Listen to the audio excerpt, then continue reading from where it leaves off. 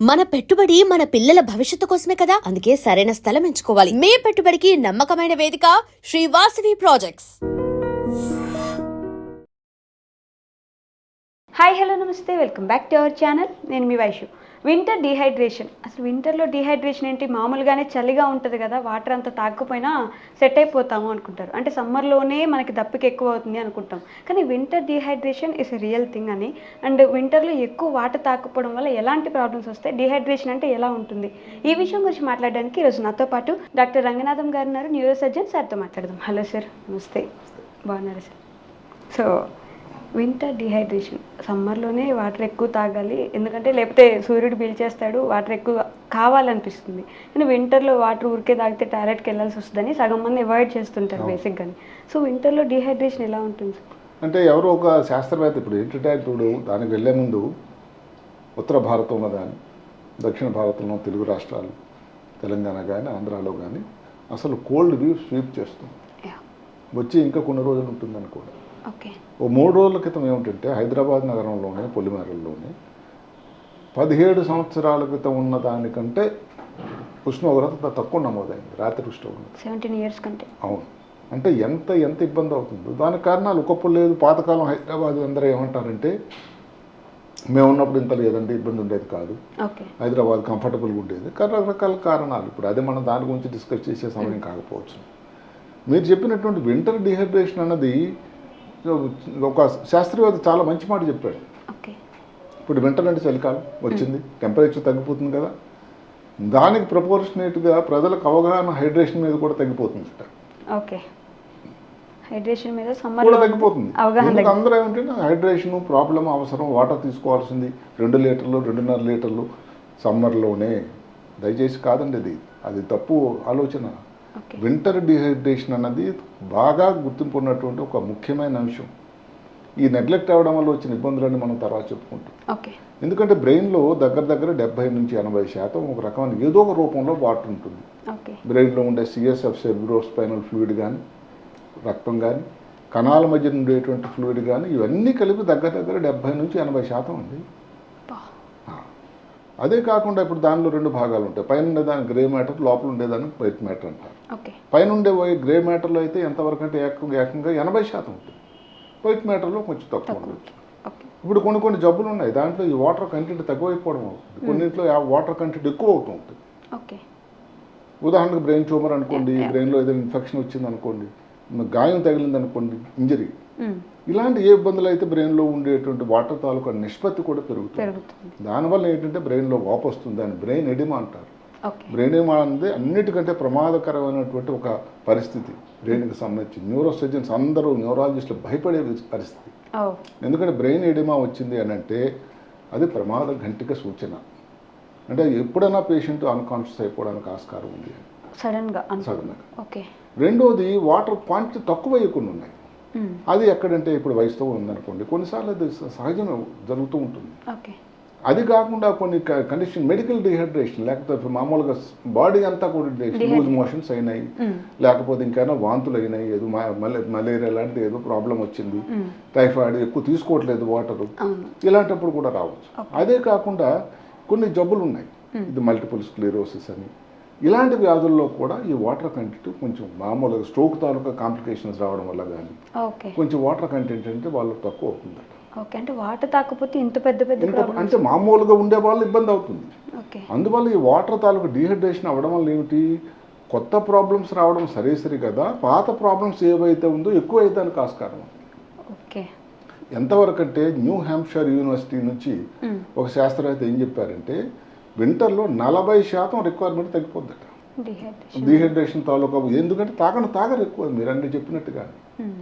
ఇప్పుడు ఏం చేస్తుంది బాడీ, ఎందుకంటే ఈ పరిస్థితి వస్తుంది, బాడీకు బయట చలి ఉంది, బాడీలో ఒక హోమియోస్టాటిక్ మెకానిజం అని సృష్టికర్త అమర్చాడు.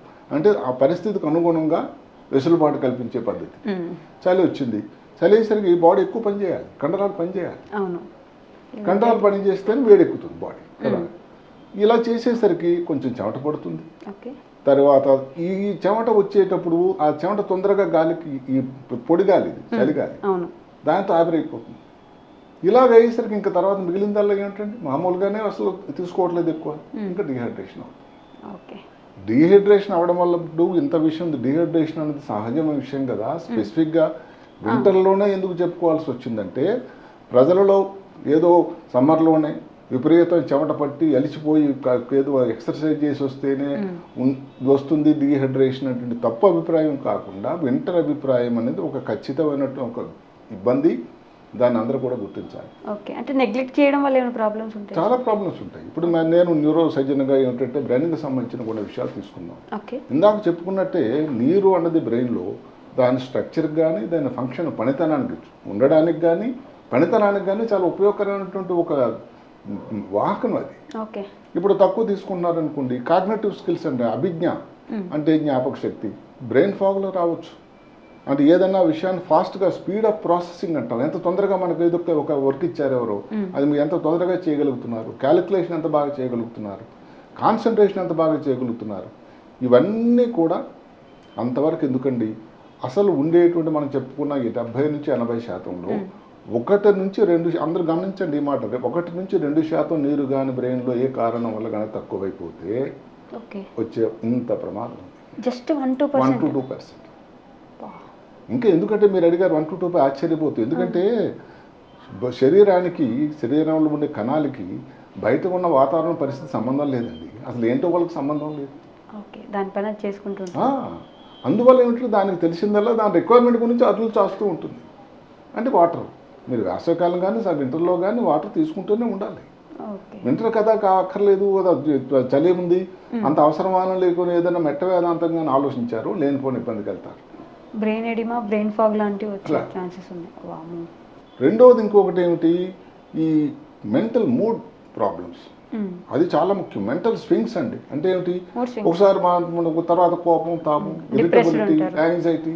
దానికి ఒక సైంటిఫిక్ కారణం ఉందండి, ఏదో చెప్పడం అని కాదు. ఏదైతే శరీరంలో మెదడులో ఉండేటువంటి కొన్ని ద్రావకాలు ఉంటాయి, న్యూరో ట్రాన్స్మిటర్స్ అని, ఏది డోపమిన్ అని, సెరోటోనిన్, ఈ నిష్పత్తి మామూలుగా మెయింటైన్ అవ్వాలి. ఒక వ్యక్తి నార్మల్గా అందరితో చక్కగా బిహేవ్ చేయాలండి. దీనివల్ల ఏమవుతుంది, ఆ నిష్పత్తి సడలిపోతుంది, తక్కువైపోతుంది.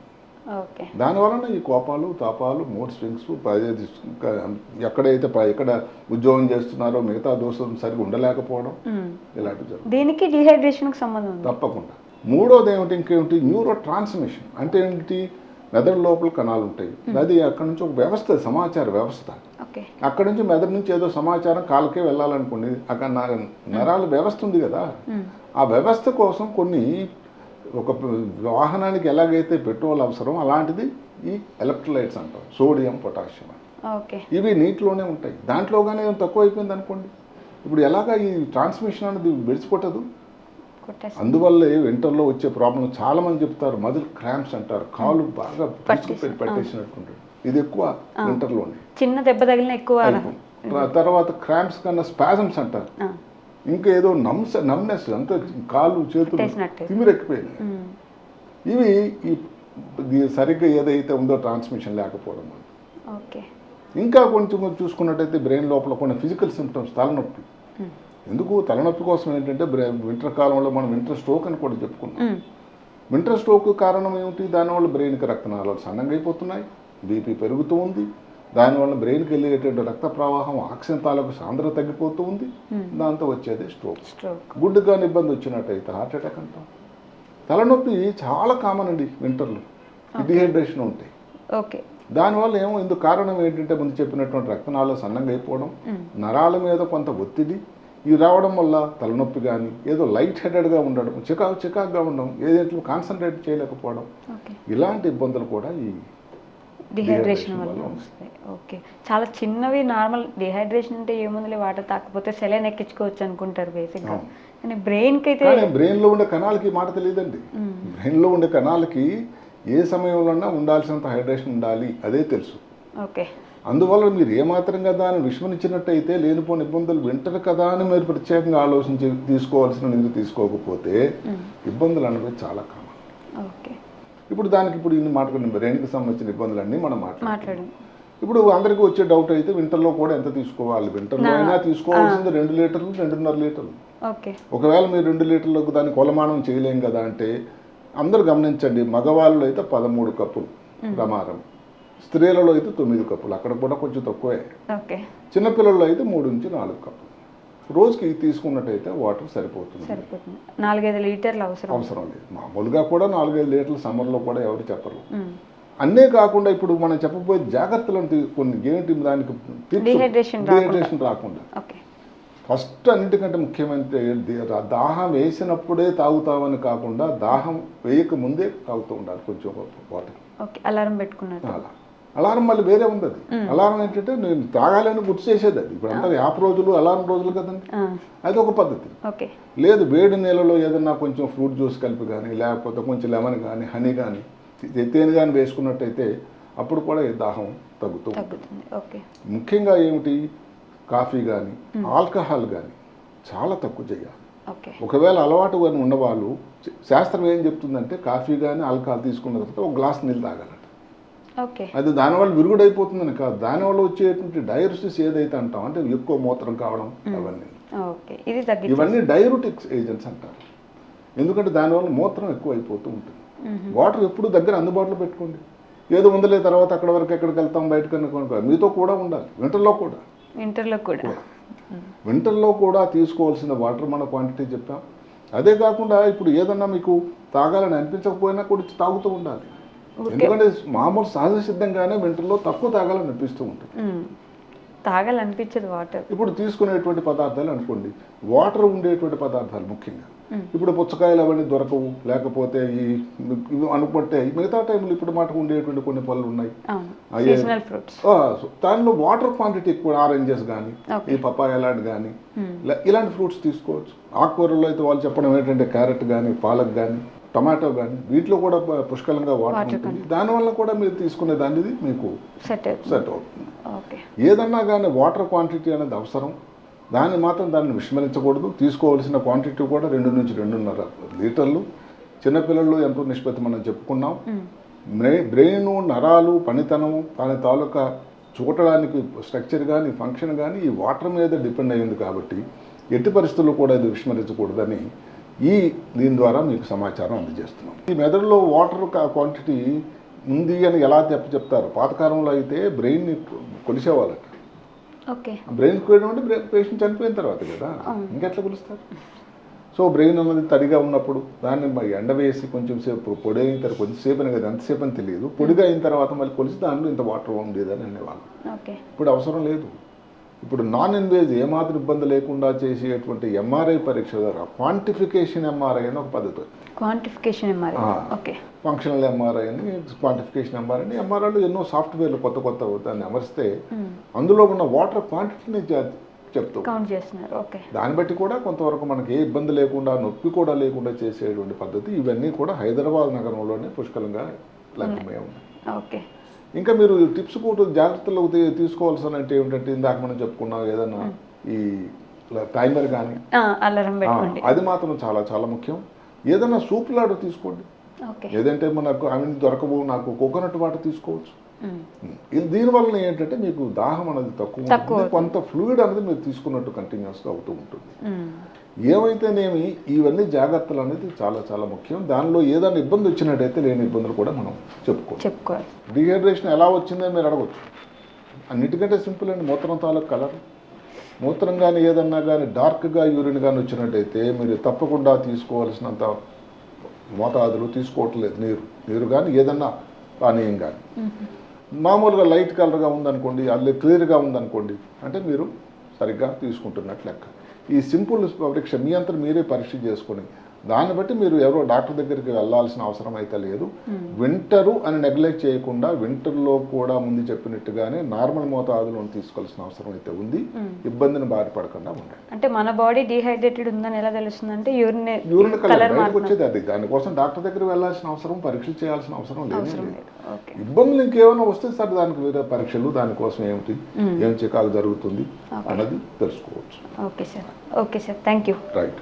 And for more videos, please subscribe to iDream. Please subscribe to iDream. Please subscribe iDream. And please subscribe to iDream. For more videos, subscribe to iDream. please like, share and subscribe to the channel. Congratulations, iDream. Subscribe to iDream. Subscribe to iDream. So subscribe to iDream Media. IDream team అందరికి huge congratulations. Please subscribe iDream Media. Please subscribe to iDream.